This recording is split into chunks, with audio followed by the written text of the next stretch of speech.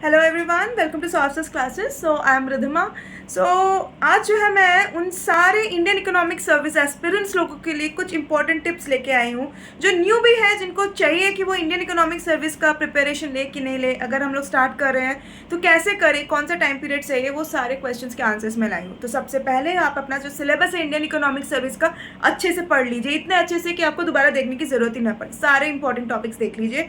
फिर आप क्या करेंगे कि सारे जो टॉपिक में से आपका जो स्ट्रॉन्गर और वीकर पॉइंट्स है उसको डिस्टिंग्विश कीजिए, टाइम टेबल बनाइए और जो टॉपिक को ज़्यादा टाइम देना है उसको आप ज़्यादा से ज़्यादा टाइम दीजिए, टाइम टेबल को अच्छे से फोकस कीजिए।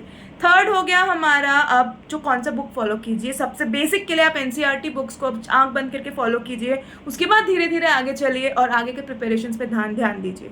फाइनली जो हमारा हो गया, कब से प्रिपरेशन करना आपको स्टार्ट करना चाहिए, 1 साल हाथ में रख के चलिए। ऐसा नहीं है कि आज मैंने मुंह उठा के डिसाइड कर लिया कि 2 महीने बाद एग्जाम है, चलो आईएएस का प्रिपरेशन कर सकते हैं, नहीं होगा, क्योंकि आपको कम से कम 1-2 महीना लास्ट का सिर्फ और सिर्फ एग्जाम और मॉक टेस्ट के लिए रखना है। तो आप क्या करेंगे, 1 साल का प्रिपरेशन हाथ में रख के चलिए, जिसमें 2 से 3 महीना सिर्फ और सिर्फ आपको एग्जामिन करिए कि मॉक टेस्ट के थ्रू। तो ये कुछ टिप्स आई होप आप सबके लिए बहुत हेल्पफुल होगा इंडियन इकोनॉमिक सर्विस के एग्जाम को क्रैक करने के लिए। इसके अलावा आपको कोई भी फिक्र करने की ज़रूरत नहीं है, किसी भी टाइप का डाउट हो, किसी भी तरह की गाइडेंस की ज़रूरत हो तो Saurabh classes always there with the best faculty to help all of you out.